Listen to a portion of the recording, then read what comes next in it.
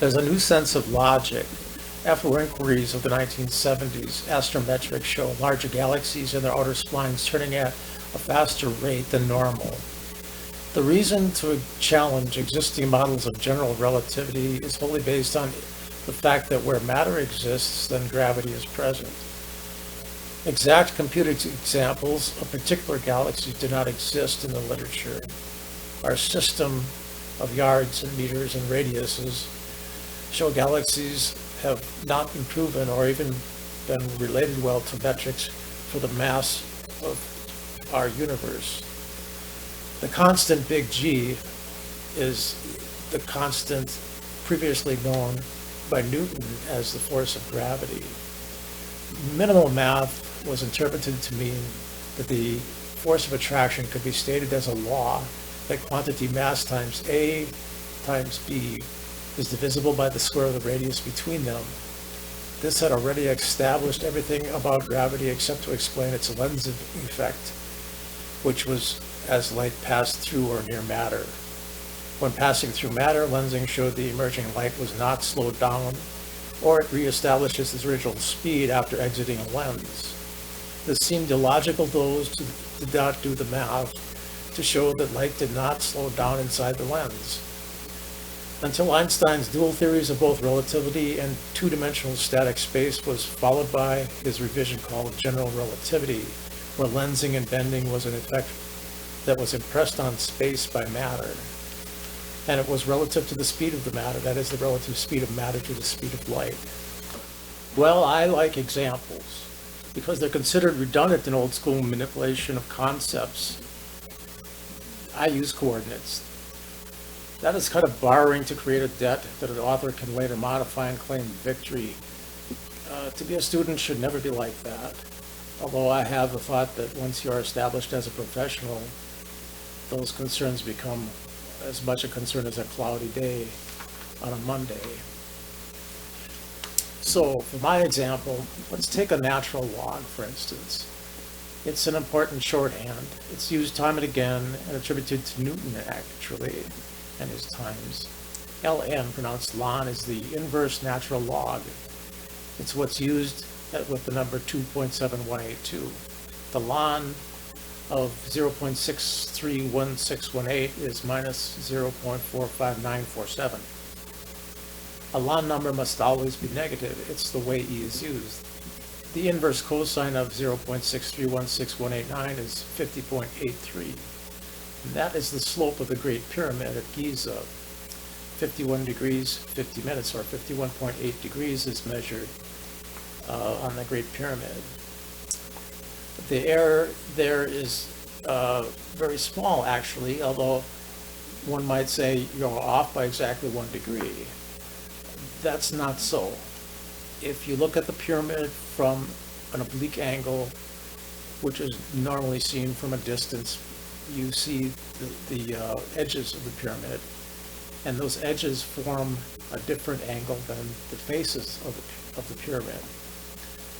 What's unusual about the Great Pyramid is that the legs of the pyramid, the 4 sharp corners, are made accurate to 5 decimal places.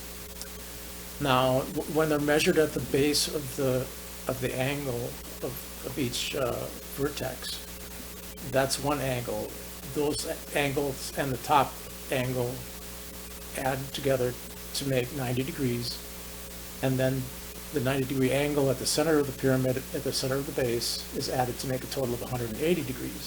So we then have a pair of 48 and 42 degree angles on the vertex. Normally, the Great Pyramid is talked about in terms of the facial slope. And since the angle from vertical is 52 degrees at the vertex and 42 at the base, the 42 base would then like to be translated as a 52-48, with the angle from vertical being 52 and the angle from horizontal at the base being 48. But that is not possible. The builders of the pyramid went through a great deal of trouble to do an inflection into a cut-in on the face of the pyramid and bring a different angle upwards, not even all the way to the top. Now, I'm proposing that that angle would be the 50.83 degrees, and that's the cosine 67.5794 divided by 12 in the run to the rise, and that's exactly 50.83 degrees. As a percentage, it's 7.5794 divided by 12, and that's 0.63159. Okay, so we've got the cosine inverse of 0.63159, 166, minus the cosine inverse of 0.6225. That's about a 6687 cosine error. But I calculated 63.159% rise per horizontal unit also implies that that percent number can be divided by 0.39894. And it's very similar to the same number as 1 over the square root of 0.3959. And exactly 63159 divided by 0.39894 equals 1.583. It's not the 51.5 degree angle. The precision here can get very unexpected and unusual. Take the number 631618. It has a square root of 0.7947, and compare this to the square root of 1/2, which is 0.7917. The 3 parts per thousand is a small error in talking about the Great Pyramids or something similar. But the pyramids are still built on their primary angles to 5 decimal places of accuracy. Why would the builders then go through so much trouble to change the inflection of the center of the faces? At the center of the faces, there was a cut made 7 feet laterally and then 45 degrees vertically to allow, I think, measuring what that angle would be as they built that angle into the face of the pyramid. The angle numbers you get from any Wikipedia or online source are not going to say anything about that angle. They'll give you a measurement, but it's completely bogus. If we're really discovering a math definition as a piece of logic, then I must quickly lay some groundwork about how we should react to these suggestions. First of all, let's take the square root of 1 over the square root of 6.28, which is 2 pi. We get about 0.399. In math, the lower limit of all the trailing digits of pi, which is endless, is really 0.3989. So the mechanics should only be understood as a limit, which we can see. The semantics that will flow from the calculations is then allowed to be independent of our expectations and rely on our observations and proofs. We can entirely remove the source of information from its abstract semantics, such as words like gravity, which implies attraction, when really we don't know if it may be more like traction or some other effect. Another example would be E up to 0.396. We get 0.673014. It's close enough of interest. It's 0.6745, the average deviation of a perfectly random independent variable.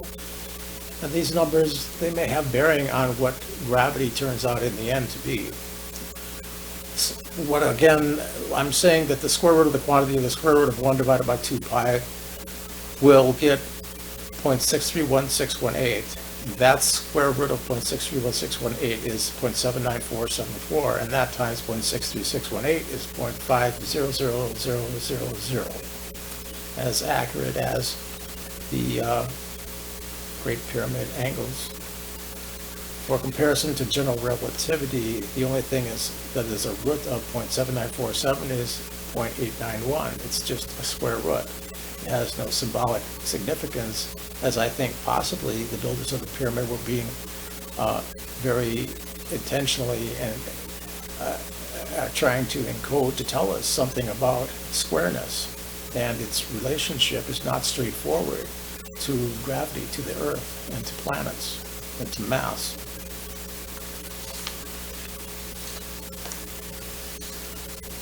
Well, here the square root of 0.3989 is a bivariate normal distribution that's used to wrap the variation boundary and as an exponent in square roots from averaging stability near that limit of 0.62928. You see, there are very few people that believe that space is not warped or wrapped because they expect the answers to be more simple and obvious and historic. What they were first told, they'd like to hear again and again. But there is classical stability Mandelbrot sets in John Bell's work that has also been constrained by the time period about the subject of stability theory. It's useful to lay a background of terms again to ponder the statistics, and so that they become second nature. Trying to square the root of a quantity square root of 1 divided by 2 pi, you see 0.631618777, and we could call this number D2 after, say, a Star Wars droid. It turns out that D2 times 0.3959 will give us 2.2500. And just a little more, again, the 0.3959 from average stability theory, which I feel confident now in giving more detail. The more detail, again, involves some rather surprising accuracies. That other number is 0.631611891.